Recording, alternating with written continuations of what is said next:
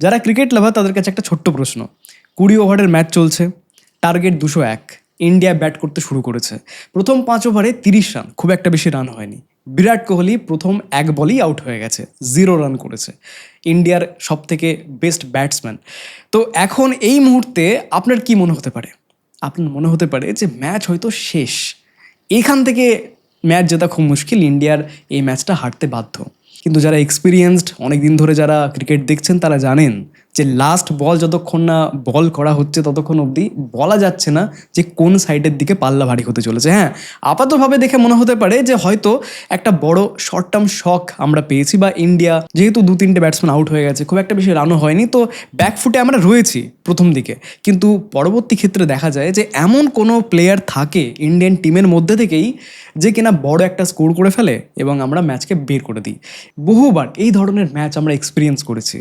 Stock মার্কেটেও ঠিক একই ঘটনা এখন ঘটছে। স্টক মার্কেট লাস্ট প্রায় 2 বছর ধরে কোনো রিটার্নই দেয়নি। যেরকম প্রথম 5 ওভারে সেরকম রানই হয়নি, সাইডওয়েজ, ঠিক সেরকম সাইডওয়েজ, খুব একটা বেশি মার্কেট বাড়েই নিয়ে। ইভেন এখন যে নেগেটিভ নিউজগুলো চলছে, যেরকম বললাম আমি, বিরাট কোহলি আউট হয়ে গেছে, 2-3টে আরও ব্যাটসম্যান আউট হয়ে গেছে, আপনাকে ভয় পাওয়াচ্ছে যে হয়তো ম্যাচটা বেরিয়ে গেছে। ঠিক সেরকমভাবে স্টক মার্কেটেও একই ঘটনা ঘটছে। জিও পলিটিক্যাল টেনশন চলছে, ইউএস ইরানের মধ্যে কোনো রকম সমঝোতা হচ্ছে না। ইরান বলছে যে যা কিছু স্ট্রেট অফ হরমুজ দিয়ে শিপ যাবে তার উপর আমরা টোল বসাবো, তাছাড়া কোনো জাহাজ পাস হতে পারবে না। অয়েল সাপ্লাই ডিস্টার্ব হচ্ছে। প্রধানমন্ত্রী এসেন আমাদেরকে এমন কিছু বলছেন যেগুলো আমরা এক্সপেক্টই করিনি, যে সামনের দিনে হয়তো ভয়াবহ কিছু আমরা দেখতে চলেছি। এই ধরনের এটা চলছে। আবার ইউএস অন্যদিকে বলছে যে তোমরা ইউরেনিয়াম ব্যবহার করতে পারবে না, তোমরা নিউক্লিয়ার ওয়েপন তৈরি করতে পারবে না, যদি করো তাহলে যুদ্ধ শুরু হয়ে যাবে। তো সোশ্যাল মিডিয়াতে এই ধরনের ন্যারেটিভ এখন খুব বেশি ভাইরাল হচ্ছে। অনেকেই ভাবছেন যে হয়তো World War III শুরু হয়ে যেতে পারে। তো যেখানে ডিল হওয়ার একটা নেগোসিয়েশন চলছে, কিন্তু সেই ব্যাপারটা আরও যেন পিছিয়ে যাচ্ছে। আর যত পিছিয়ে যাচ্ছে মার্কেটও নেগেটিভভাবে ইম্প্যাক্ট ফেলবে। কেননা আমাদের ক্ষেত্রে যদি অয়েল সাপ্লাই ডিসরাপশন হয়, যদি আমাদের ডলার যেটা সেটা স্ট্রং হতে থাকে ইন্ডিয়ান রুপিসের এগেনস্টে, এবং ইন্ডিয়ান রুপিস কন্টিনিউ ফল হতে থাকে, ক্রুড অয়েলের প্রাইস যদি অল টাইম হায়ার কাছে চলে যায়, সব কিছু যদি নেগেটিভ দিকে চলে যায়, তাহলে মনে হয় যেন আমরা ব্যাকফুটে চলে এসেছি। মনে হয় যেন মার্কেট এখান থেকে রিকভার করতে পারবে না, আরও 2-3 বছর ধরে মার্কেট এখান থেকে রিটার্নই দেবে না।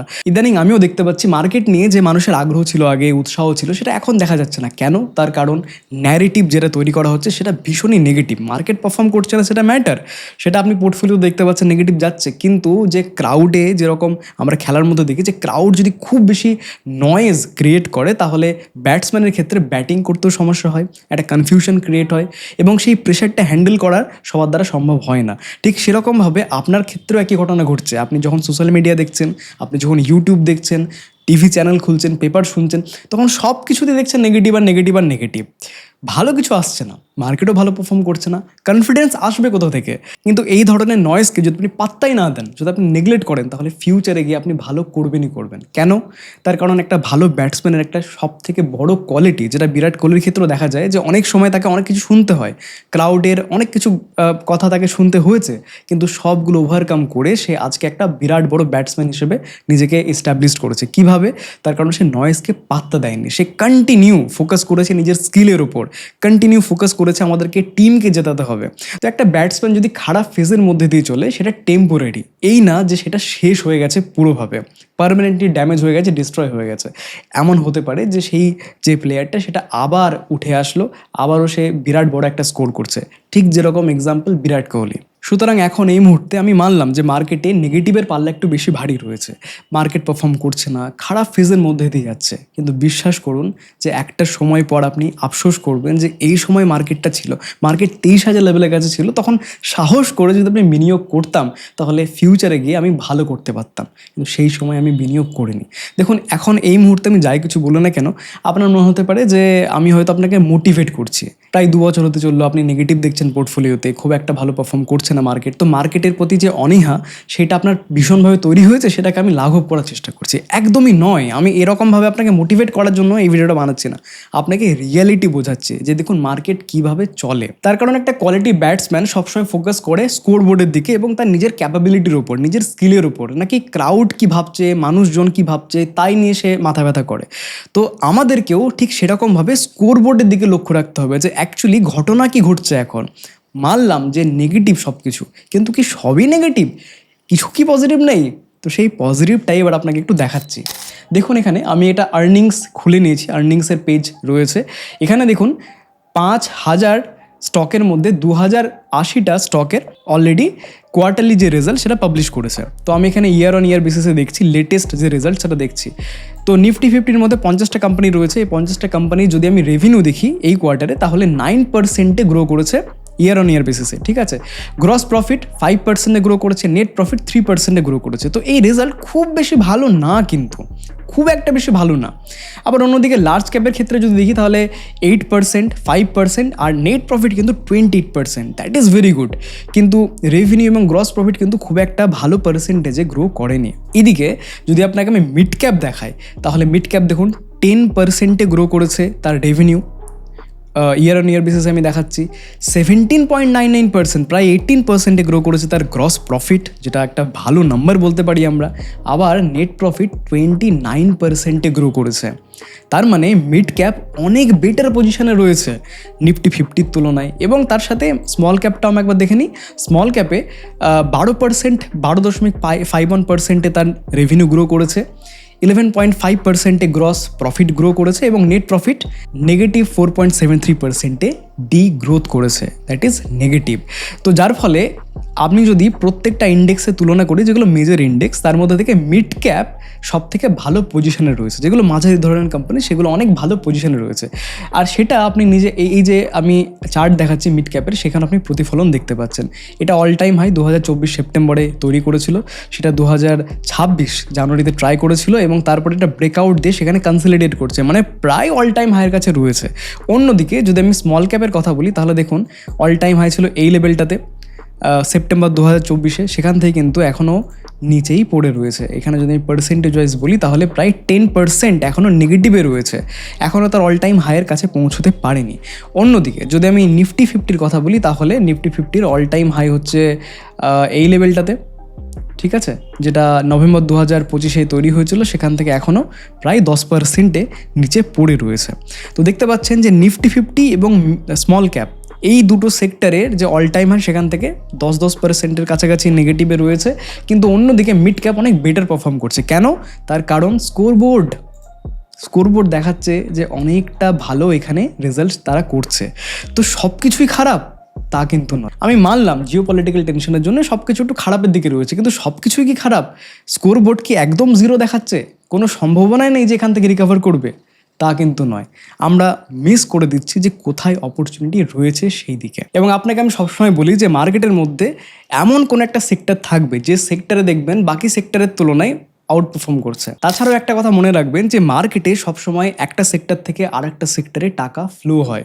এমন না যে মার্কেটে যদি খারাপ টাইম থাকে তাহলে সব সেক্টর খারাপ পারফর্ম করবে, এমনটা হয় না।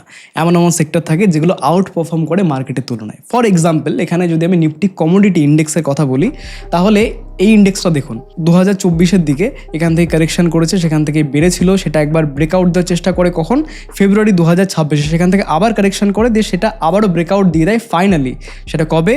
এপ্রিল 2026-এর দিকে। তারপরে গিয়ে একটু বেড়েছে, কনসলিডেট করছে, এখানে বারবার সাপোর্ট নিচ্ছে।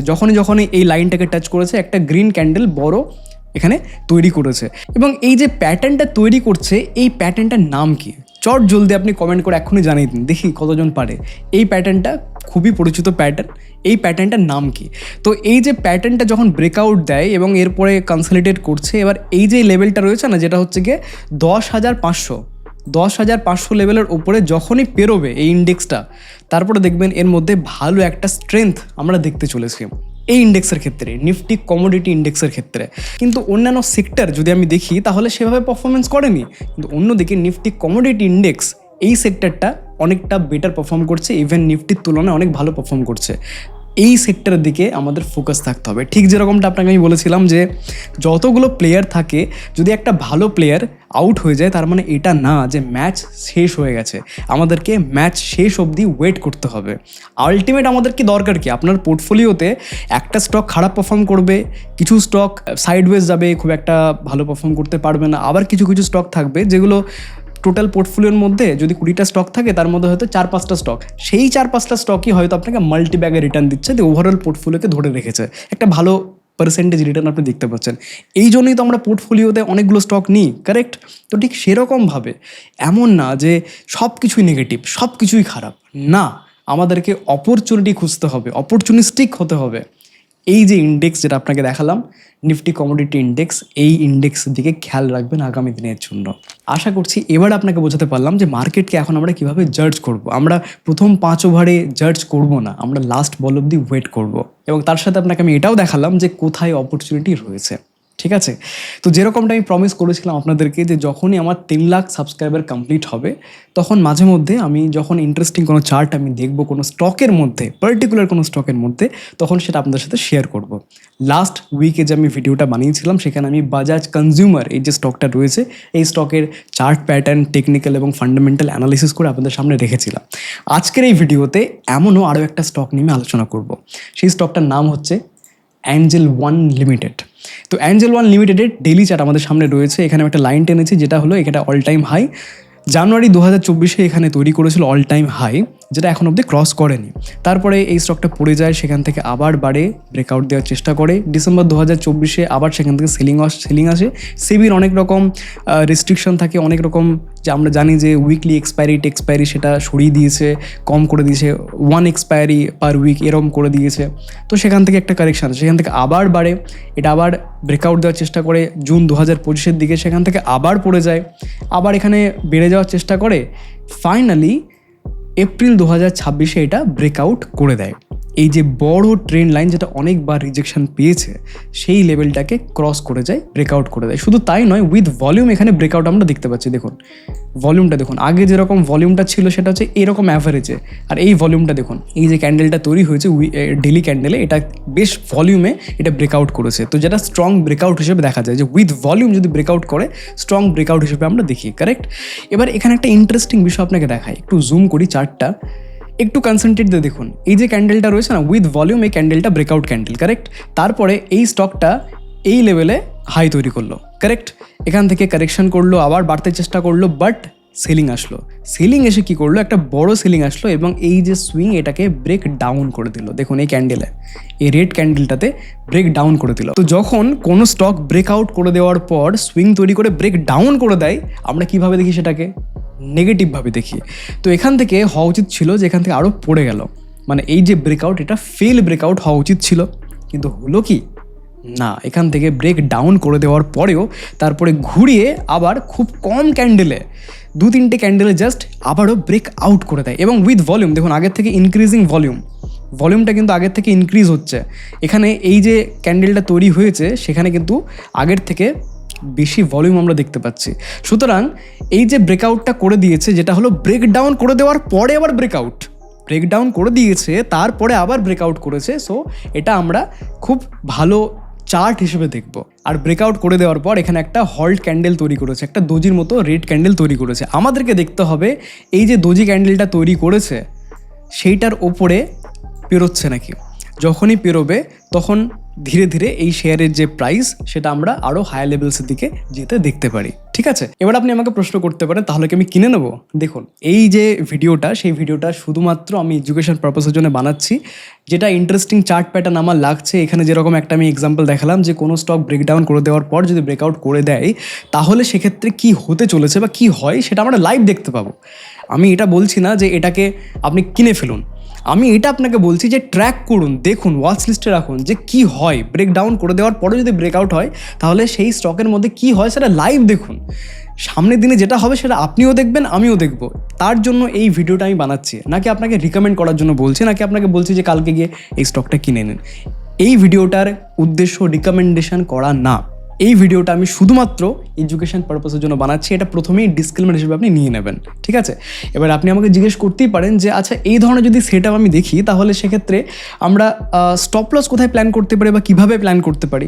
দেখুন, স্টপ লস কীভাবে প্ল্যান করা যায়, সেটা হচ্ছে যে ক্যান্ডেলে ব্রেকআউট হয়েছে না, সেই ক্যান্ডেলের একটু নিচে আমরা স্টপ লস লাগাতে পারি।